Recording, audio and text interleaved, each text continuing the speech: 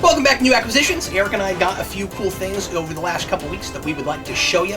And Eric, why don't you begin? What cool stuff did you purchase recently in the geeky sphere of things? So part of this will be like part one of like birthday haul, because I've started getting some birthday gifts. Yeah. The rest will be on the next one. Mm-hmm. So first of all, I got this awesome Trunks statue with him mid cut.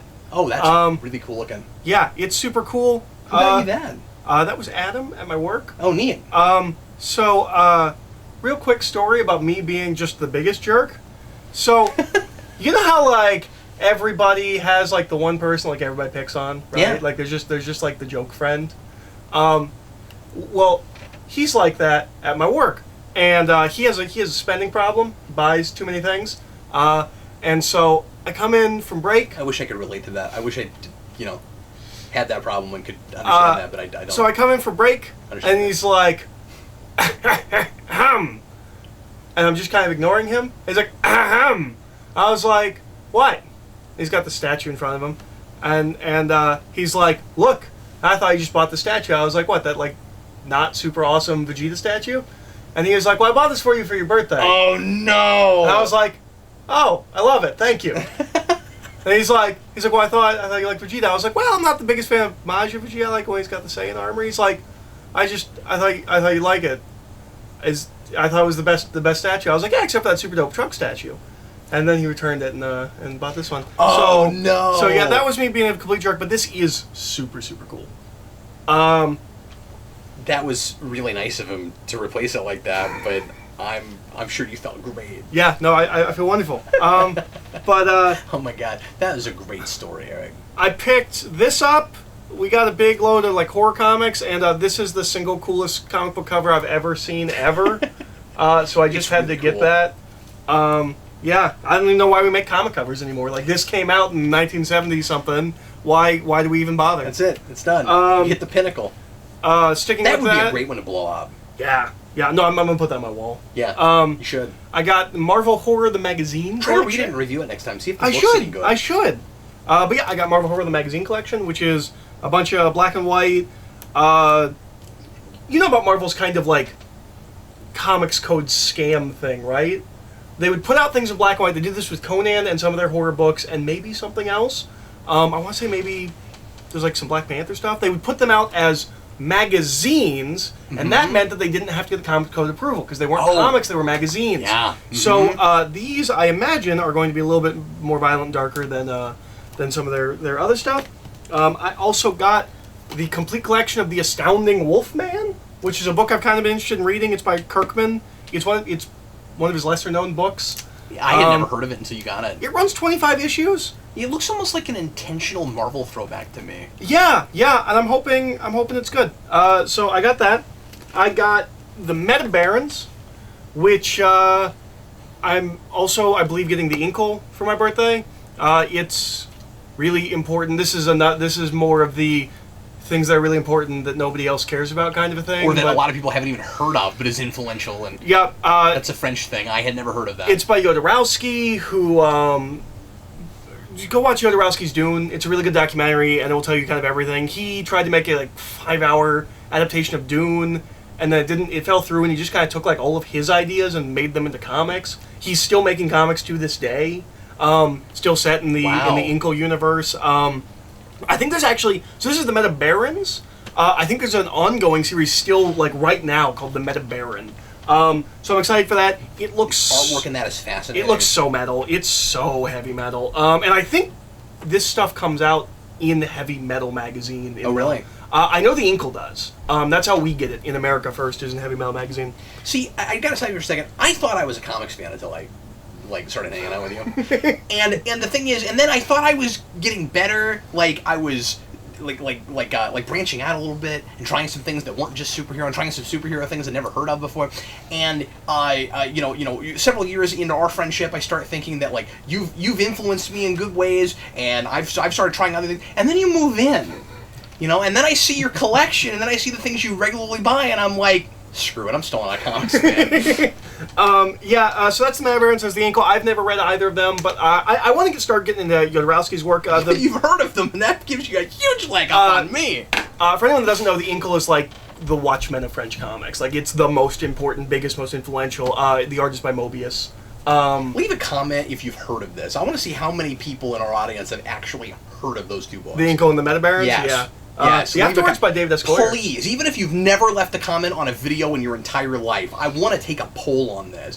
The Afterword of Meta Barons is David S. Goyer. The foreword for the Inkle is Brian Bendis. Oh, interesting. So, like, they're big.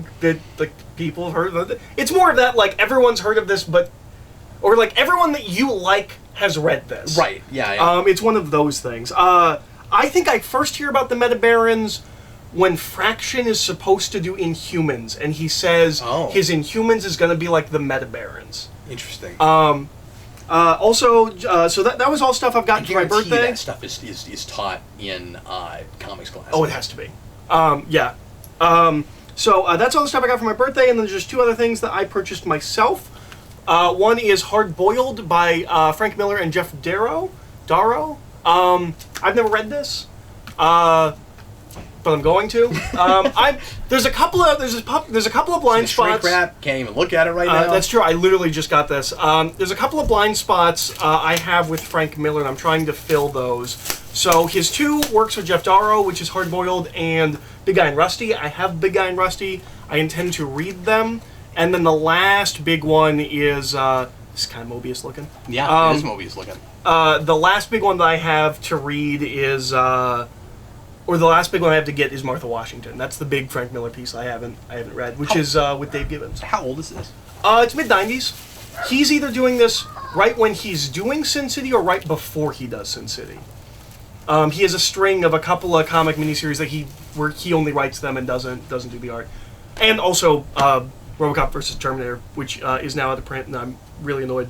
This is a clever thing you see in comics sometimes, where somebody will make a sign that looks at first glance like it's the actual license that it's pretending to be, but it's not. Look, it's Cola-Cola.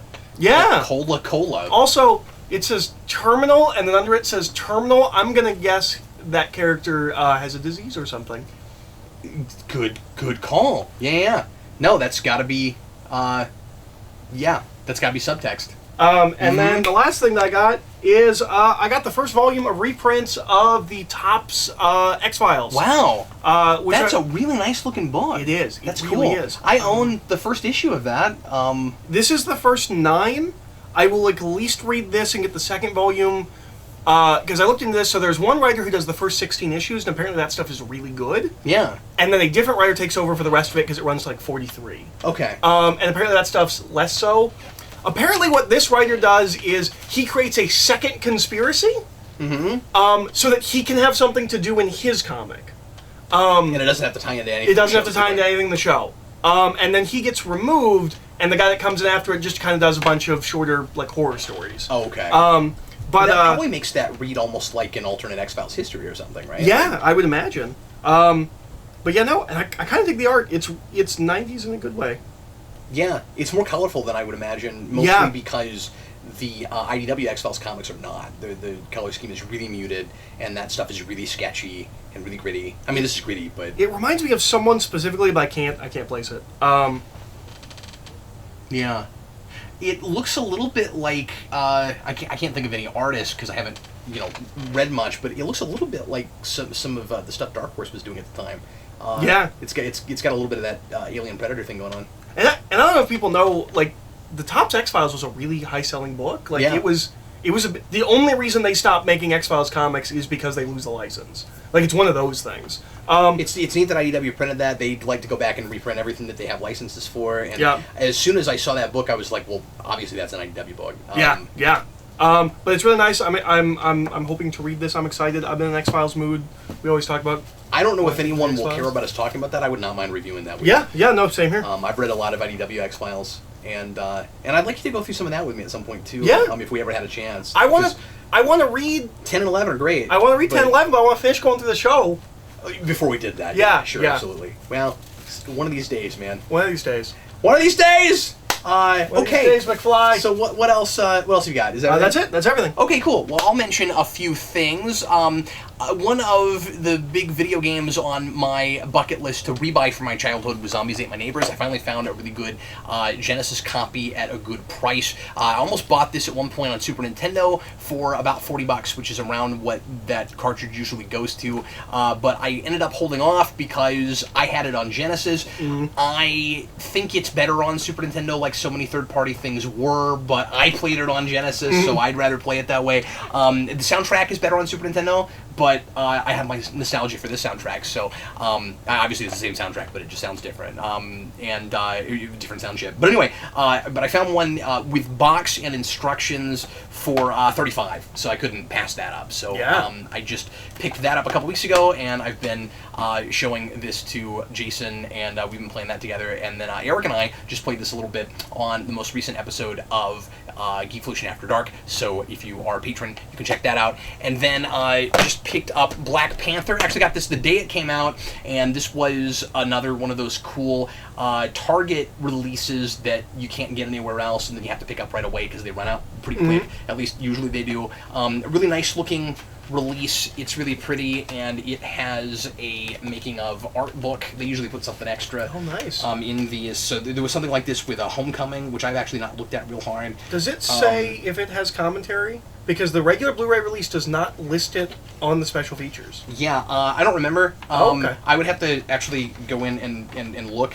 But the thing is, so it would be the exact same disc. Okay. So that might just be a thing they left off. But they don't leave things off. Yeah. So it probably just doesn't have a commentary if that's the case. Well, I didn't look that close at it. The thing is, the little insert thing that comes on the back of this release that tells you everything, I actually got rid of because there's not a good place to put it, and it's kind of stupid. Well, the way it's listed on the Blu-ray, so I don't have it's that like anymore. It says and more features. I'm like, would you put commentary under more more features? I wouldn't. But it would be weird not to have commentary. No, I want commentary for that movie. I agree with you. The picture on the back of that book's dope. Yeah, that's really cool. I guess the first question I leap to is, did Creed have a commentary? I thought because this might be a director that doesn't like to do them. That's possible. But usually, if the director doesn't, there's somebody that does. Usually, you get like maybe Jacob Boseman to do one. Yeah. But I don't know if we've ever had actor commentaries on any Marvel movies. I don't know if anybody's ever come in and done one. Like I don't think Downey's ever done it. Incredible Hulk has Tim Roth. Oh, really? Yeah, Tim Roth is on there. Okay, so that's one Marvel movie. Do you do this like in your head? It is and it isn't. You know what I mean? Yeah. Like like obviously it is an MCU movie, but it's one that we kind of half retconned in some way, or at least it feels like we did. I keep waiting for the big, thing from that movie. I mean, Ross is back. At least we brought Ross back. Ross is back. I keep waiting for the Abomination to come back. Yeah. That's the big one. Well, and we actually had a question about that we didn't answer last week, where somebody asked us if we thought that he might show up in the next Avengers movie. Yeah, it would be the time to do it. We're paying off everything else. Yeah, sure. It'll be really funny to see him come back, and then audiences go, "Oh yeah, that's right.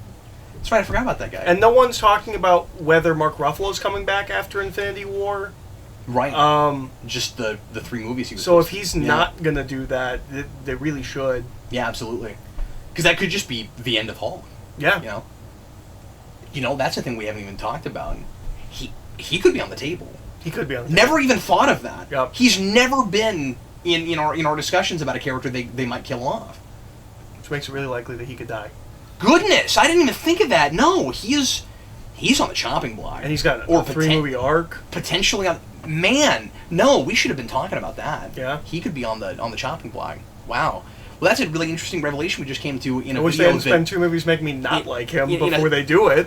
In probably the least watched segment on the Omnibus. Yep. Okay, so other things that I picked up recently. But this will be the most commented video, because you'll see all those people that know Meta Barons and the Inkle. And that have something to say about whether or not they think Hulk might die. Yeah. So I got a couple pop figures this week, and neither of them are Batman. Isn't that weird? Yeah. I collect Batman pops. I don't usually buy other pops, but occasionally one will come out that I just have to have. And these over the last 2 weeks, 2 of them came out, or at least there was a new one. And I don't think the Mr. Rogers one was new, or maybe that is brand new. I think it's newer. Okay. Anyway, so here is Mr. Rogers as pop figures. A lot of people know Fred Rogers is one of my personal heroes, and I had to have his pop figure. It's like George Carlin. And I also, we've had this conversation. And I also, another of my personal heroes, Weird Al Yankovic. And here he is in pop form.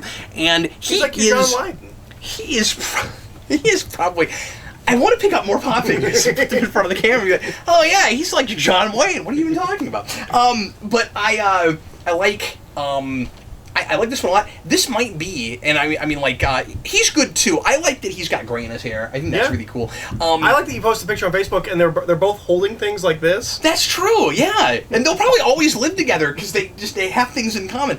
But this is one of my favorite pop figures now. It's a really good one. I think it's a really good one. I like that he's got plastic lenses. You easily could have put him out with nothing in the lenses. Yeah, just frames. And obviously the accordion looks really cool. Somebody who didn't realize this was Weird Al came over to my house the other day and was like, "Is he holding cards? Is it playing cards? What is it?" I mean, no, that's an accordion. And he's got those old iconic checkerboard shoes. Yeah. And anyway, yeah. So those are super cool. And then I guess I've got a couple more things. Also got the Bartman the Hero's Handbook. I thought about doing read a book on this, and I just didn't quite have enough to say about it. So that would have been more of a recommend, really. So I guess I'll do it here. This is kind of a catch-all making fun of superhero culture and how much it's taken over and how much of Hollywood's take it is. Simpsons book, and I think it's really funny. It's a really we were flipping through it in the store and laughing. Even if you sat down and read it cover to cover, it's really fast. I don't know that there's quite enough in it for it to be as expensive as it is. If you bought this full price, it's like $25, and that's understandable given all the moving parts, right? Yeah. It's almost a pop-up. I mean, it's not a pop-up book, but I mean, like, just in all the moving parts and stuff. You know, there's a lot of like little pieces. It's got these pages where that's the page we're laughing at. It's got these pages like this. There are several of these for different categories where there's a character and then behind it is another character, and then they merge them like amalgam in the third one. So like I'll do a couple of these. So they did it with some villains. So here's Magneto and James Cagney, and he becomes Cagnito, and then. Wasn't the monkey one really funny? The monkey one, I think so. Yeah, Gorilla Grodd. Is that who you're talking about? Yeah. Gorilla Grodd and Rod Serling became Grodd Serling. Grodd Serling. That's pretty great. Lex Luthor and Tex Avery becomes Tex Luthor, and he does the eyes popping out of his head and the tongue sticking out, the old Tex Avery thing. So yeah, it's really funny. Rod Serling's like my Douglas Adams. Are we gonna do this all night? Is that the whole plan? If I remember. It's got one of the reasons to get this book is just the superhero name generator. It's great. It's this wheel. We did ours. We can do ours again. So depending on what your first and middle name are, you pick your the first part of your hero name and the last part of your hero name. So if let's see. It's first name and middle name. Yeah. So if you are Eric, so Eric, your name begins with an E, and your middle name, I know this. Do you? I used to know this, I think. It's Michael. That's right, I knew that. Okay, so I put that with the M, and that makes you... Am I doing this right? I didn't remember this being what you were. Scarlet Cherry Bomb? Yeah, I think that's what I am. Okay. That sounds familiar. Okay, yeah. I'm like, I've got to be doing this right, but I thought you were something else. Yeah. And then, so my first name is Captain. So, But do you have a middle name? Let's see. Yes. My real middle name is Logan. I know, but but does Captain Logan? What comes between those? Space. No, we'll do my C and S. We'll do my real name. Yeah. So my real name is James, and we'll go to my actual middle name, which is Logan. For folks that don't know that about me, and that makes me the mighty Palooka. Let's do a Dan Torrey. Let's do a Dan's middle name. Oh crap! I don't. Loophole. Okay, so Dan. No feelings, Torrey. No, I can't. Do you want me to Facebook it? I can't remember. I don't know if you'll be able to find it. Give me like 6 seconds. Let me see if I can find it. Well, it's not like on his Facebook. Is it not? Would it not say his middle name? No, not unless he put it in there, right? I mean, like, mine says it just because I did it on purpose because I wanted Logan in there because I'm so associated with my middle name. But, I don't know if you'll actually be able to find it if he didn't, put it as his Facebook name. I'll do it with Brandon. It might I know just be- Brandon's it middle might name. just be Dan Torrey. Brandon's middle name, I don't think he'd mind me saying, is Lewis. And so that makes Brandon Mr. Palooka. Yeah, it does not say his middle name. Sarah's middle name is Lynn. And so that would make her Lady Palooka. Just so many Palookas today. Just too many of them. Let's do Jason. Jason is Jason Tobias. And that makes him the Mighty Dynamo. That's not bad. So yeah, those are fun, and like I said, it just makes fun of lots of tropes, and at the same time also is kind of from a kid's perspective. So it's Bart Simpson writing the book, so he comes up with his Bartmobile, and he puts all the things that he would think are important and useful in his car, and he has a bat phone. And so they go all the way back. They do a lot of recent stuff, but then they go farther back. And this is recent. This came out I think just last year. I once read a Bartman comic that I thought was really funny when I was a kid, where it's got a hamster wheel. He has like all of these different environment costumes, like Batman has, mm-hmm. but he wears all of them. So it's under his school clothes. He just has all of these. Well, the bar phone different just costumes. goes to Moe's Tavern. That's the only thing you can call on it. That makes sense. But I'm sorry, what was that? So he has all these environment costumes, and he just wears all of them under his clothes. And there's a fire, and he's trying to get to his fireproof costume, and then he just passes out. I told you, I sometimes kind of enjoy Simpsons comics more than I even like watching the TV show, because they're really good at making fun of comic superhero stuff, and a lot of deep pulls. They're for people like me and you that really are into this stuff and really know this stuff. I like Evolution of a Hero. It goes to old school 30s golden age heroes and or 40s golden age heroes and Fights now. with the old time And so yeah, right. And it's the lighter versus the darker colors, and the differences in the capes and weapons of mass destruction. But yeah, so this is a fun book. Like I said, I wouldn't pay full price for this. I bought this at a half price books, and it was more reasonable. It's Iron Man. This is one of my favorites. They've got the kind of 20 superhero archetypes, and they've got the omnipotent alien and the scientifically enhanced mutant and the normal looking mutant and the freakish looking mutant.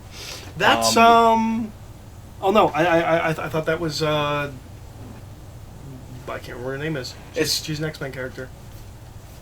Yeah, I don't know. It's kind of just a mix of human Cerebro. Yeah, it's kind of just a mix of a of Mystique and just a amphibian creature, and then you have the waterlogged monarch and the martial artist. That's pretty great because it's basically just Matt Murdock's mom as a ninja. What's that Hulk Savage Dragon one? Is that just green strong guy? The Atomic Monster. Ah. Yeah, I buy that as an archetype. The inexplicable speedster, the supernatural weirdo. Doctor Strange is a supernatural weirdo. What's Iron Man? Armed inventor. Sure. Yep. Agonized android. That's good. Are there enough of those? Because immediately you think of Vision, but Red Tornado. Well, that's true. It's at least 2. Sure. Yeah. The highly skilled sportsman. Yep. So anyway, that's a fun book. And then last, but certainly not least, I finally broke down and got a Super Nintendo Classic. This was a thing I didn't know if I was going to pick up. Did you ever officially do your retraction on the NES Classic? No, I think I did talk about that. Okay. Yeah, where I was like, okay, I played one. It was kind of cool. I still had my issues about how they initially released that, but once everybody knew what it was, obviously it wasn't as big of a deal. I don't like that they didn't produce enough of them. Yeah, there were other things to complain about. Issues to complain about, but when it first came out, it felt to me like they didn't make it clear enough that it wasn't something that you could put cartridges in, and that it wasn't something that you could update and add more things to. Once you know what you're getting. This one is, I mean, both of them I think are great for the money if you can get them at the original price. Obviously, the NES Mini went crazy. It's really expensive. It's hard to get now. There has been talk about re-releasing it. I've heard in the next couple of months they're going to re-release it, but they also said they were going to put out a new batch of the NESs right before Christmas. and they didn't do it. And that didn't happen. Yeah. So we'll who see knows? if that ends up happening. But these have been selling well enough. They might be thinking, well, we're just leaving money on the table by not producing more of them. You think they would have come to that conclusion earlier? No, I don't understand that. I think that's weird. What I'm thinking is because Nintendo gets stingy about things, and sometimes they're right and sometimes they're not. But sometimes they'll do things that I think are counterintuitive and their instincts are weird, and then they're totally right about it. So obviously they weren't with the Wii U, but then there were things with the Switch that I thought were really counterintuitive, and I was like, you're really hurting yourself with that system by not having enough games out at the start, and by not doing enough of the things the other systems are able to do, and you're not going to be able to compete well enough, and the fact that it's portable isn't going to be enough. And I was completely wrong. I mean, it's selling really, really well, and people love it, and I think it's one of the most amazing systems. I've heard they're going to do a 64. I love it so much. They are going to do a 64. How would you even do that with the controllers? Like it has to be a bigger box to contain two of those controllers. That's true. I mean, it will definitely be a bigger box. But anyway, so the Super Nintendo one in particular is just really cost effective, even if you're a Super Nintendo collector and you play a lot of Super Nintendo like I do, and there are even 3 or 4 games you don't have, especially if they're cartridges that you don't have because they're expensive and worth a lot and hard to get your hands on. So games that I needed that I didn't have include Super Metroid. I didn't have F-Zero, obviously Earthbound, which I love, and that's a $150 cartridge, and same thing with Super Mario RPG, which I didn't have. And of course, I'm not a big RPG guy, but those are both RPGs I played some when I was younger. It's got Mega Man X. It's got both of the Super Nintendo Kirby games. Is it just X1? Yes. Oh, okay. That's kind of a bummer. 2 and 3 are also quite good. I would at least put 2 on there. I don't think it's more than the one. And then let's see, Super Castlevania's on here. I was just about to ask about that one. Yeah. So Super Street Fighter Turbo's on here. So lots of stuff that I kept meaning to get my hands on. And the unfinished Star Fox 2. And the unfinished Star Fox 2. Yeah. So it's definitely worth it. It's a lot of bang for your buck and fits anywhere because it's so tiny. I mean, just insanely minuscule, these things. It's really cool. And they come with 2 Super Nintendo controllers that are, the regular size and almost weighted right. I mean, they feel really good. Texture's a little bit different than, slightly because of the paint. But I'm quibbling over semantics, or not semantics. I'm quibbling over minutia just because I play Super Nintendo a lot and I'm used to what these controllers feel like, and I'm impressed that it's as close as it is. That's really cool. But I keep mixing them up with my actual Super Nintendo controllers. I got to put them in a different drawer. Do you have that thing that I still have this sometimes, like I feel like I shouldn't, where I'm like, oh, you can put all of these Super Nintendo games in this tiny little thing. Like technology has just changed so much and done so much, you can put it all on this little EV thing. No, I definitely have that. And what's kind of nice about it for us, this is just a me thing, but I have my original Super Nintendo. It's not hooked up right now because I'm playing a lot of games on my projector, and it doesn't connect to my projector because I can't put an RF switch back there. So I have the Retron 5 up there, and my NES port went out because of pins, and I keep worrying about that happening with my Super Nintendo. So this has some of the games we play most often. So I don't even have to put them in the machine anymore and risk ruining that slot. So the slot gets used less, and then it's more likely that it will stick around and I'll be able to use it. So that's really nice. But I mean, it's also got Mario World, and it's got Link to the Past, and Mario Kart, and the original Star Fox, etc., etc. But anyway, so this is definitely worth it if you can get your hands on it, and we've been having a lot of fun with it. My kids were just overjoyed, of course, when I bought this. And sometimes I worry about spoiling my kids a little bit because I'll buy a thing for me, and then I'm like, oh, I just got my kids a brand new video game system, not even thinking about it. It's just, this is a thing I really wanted because, for the price of a regular brand new game plus $20, I mean, it's really good. Yeah.